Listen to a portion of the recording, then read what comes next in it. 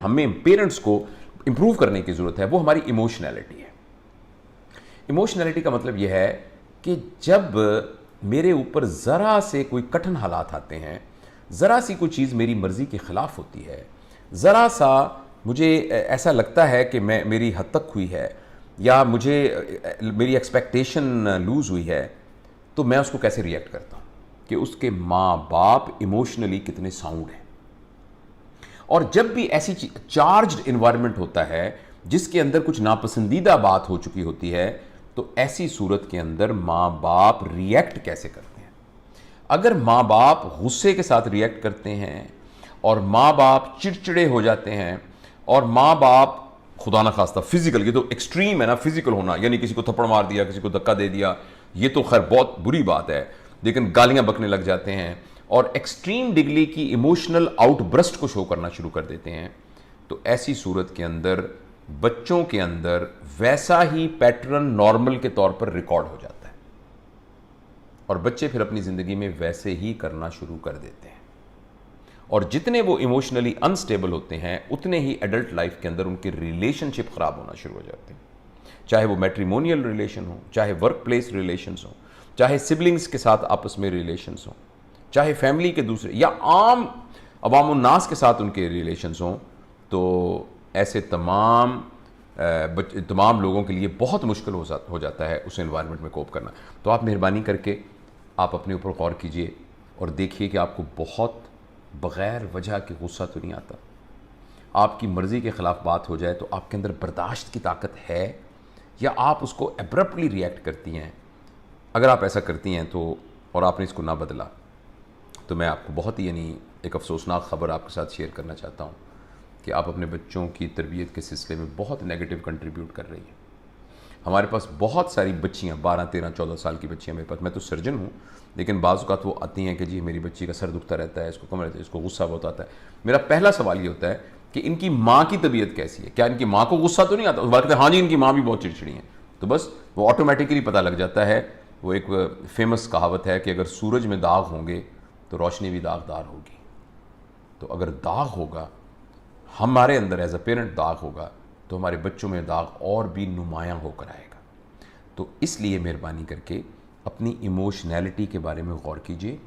اور اپنی اس کی بہت ساری ایکسرسائزز ہیں۔ بعض اوقات کوئی سائیکیٹرک پرابلم ہو سکتا ہے جس کی وجہ سے آدمی بہت ایموشنل ہو جاتا ہے، لیکن موسٹ آف دا ٹائم یہ بیہیویورل ایشوز ہوتے ہیں، ہم نے اس کے بارے میں کبھی غور نہیں کیا ہوتا، ہم نے کبھی دیکھا نہیں ہوتا کہ ہم کیسے لوگوں کے ساتھ سلوک کرتے ہیں، ان کے ساتھ کیسی گفتگو کرتے ہیں۔ تو اس لیے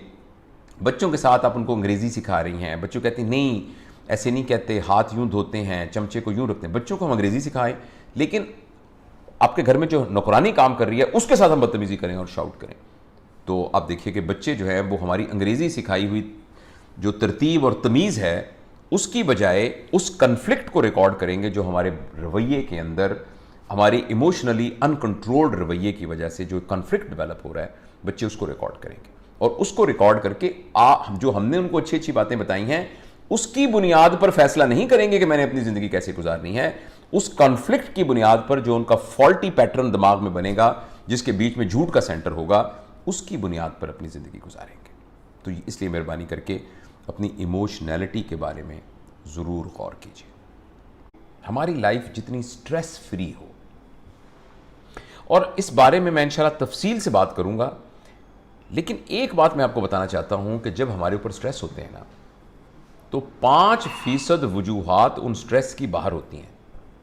اور 95% وجوہات ہمارے اندر ہوتی ہیں۔ ایک واقعہ ضرور ہوا ہوتا ہے، آپ کی ساس نے آپ کو ضرور کچھ برا بھلا کہا تھا، آپ کی نند کی آپ کے ساتھ ضرور لڑائی ہوئی، آپ کو جاب میں باس نے کچھ ضرور تنگ کیا، آپ کی میاں بیوی کی آپس میں لڑائی ہوئی، ضرور ہاں یہ بات ہوئی، لیکن یہ 5% کنٹریبیوٹ کر رہا ہے۔ 95% ہمارے دماغ نے اس کی جو کہانی بنائی اور ہم اس کہانی کے ایک کردار بن کے اس کہانی کے اندر جینا شروع کر دیا، وہ ہمیں سٹریس کریٹ کرتا ہے۔ تو وہ ماں باپ جن کی لائف سٹریس فری ہو، یا کم از کم وہ ایک سٹریسفل پرسن کی پکچر پریزنٹ نہ کر رہے ہوں۔ ایک بچہ دیکھ رہا ہے کہ ماں ہر وقت چڑچڑی ہے، ماں کو ہر وقت غصہ آ رہا ہے، माँ ज़रा सी बात के ऊपर अपने तमाम नर्व्स को लूज़ कर देती है और कोई बात कहना उससे बहुत मुश्किल है क्योंकि वो एकदम परेशान हो जाती है। तो आपका क्या ख्याल है कि आपका बच्चा जो है इस माहौल के अंदर एक नॉर्मल आदमी के तौर पे ग्रो करेगा? जब मैं इंशाल्लाह अगले जो हमारी गुफ्तगू होगी उसमें मैं आपको ये बताऊंगा कि बच्चे की डेवलपमेंट की कहानी, तो उसमें आपको ये बात और अच्छे तरीके से समझ में आएगी कि जिस वक्त बच्चा अपने माँ बाप को कुछ करते हुए देखता है तो वो उसको सही या गलत के तौर पे परसीव नहीं करता, वो उसको फिल असल उसी को ही एक नॉर्मल पैटर्न के तौर पे परसीव करता है। यानी फर्ज करें माँ हर वक्त गुस्से रहती है, हर वक्त चिड़चिड़ी रहती है, तो बच्चे के लिए ये बात नहीं है कि वो बच्चा कहेगा माँ जो है वो बुरा बिहेव कर रही है।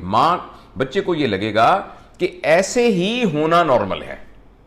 और उसका पैटर्न ऐसे ही बन जाएगा और वो इसको ही नॉर्मेलिटी के तौर पर अपनी जिंदगी में ले आएगा। आपने देखा होगा बहुत सारे लोग ऐसे हैं, बहुत बुरे होते हैं, बदतमीजी करते हैं, सारी दुनिया उनको समझाती है मगर वो बाज नहीं आते, इसलिए कि उनके नज़दीक ऐसा होना ही नॉर्मल है। और हमारे बच्चों का पैटर्न स्ट्रेस से मुतल्लिक जो बनता है, जिसमें वो एडल्ट लाइफ के अंदर फिर एक अजीब तरीके से बिहेव करते हैं, वो सारा का सारा डिपेंड करता है कि हम कितने स्ट्रेस को एक्सप्रेस कर रहे हैं अपने घर के अंदर। तो ये 4 बातें हैं, दोबारा मैं दोहराता हूँ। पहली बात थी हमारी डाइट, घर के अंदर खाने पीने का क्या पैटर्न है, क्या खाते हैं, कब खाते हैं, कितना खाते हैं, किस वक्त खाते हैं, सब बैठ के इकट्ठे खाते हैं, खाने की क्या तरतीब है, उस सिलसिले में क्या हमारे यहाँ रवायत है, नंबर 1। नंबर 2 ये है कि हमारा स्लीप का पैटर्न ठीक है कि नहीं, वो हैपहैज़र्ड तो नहीं है, पेरेंट्स का स्लीप का पैटर्न हैपहैज़र्ड है कि नहीं है। तीसरी बात यह है कि पेरेंट्स एक्सरसाइज करते हैं कि नहीं करते, और चौथी बात यह है कि क्या वो हर वक्त स्ट्रेस में रहते हैं कि नहीं। मैं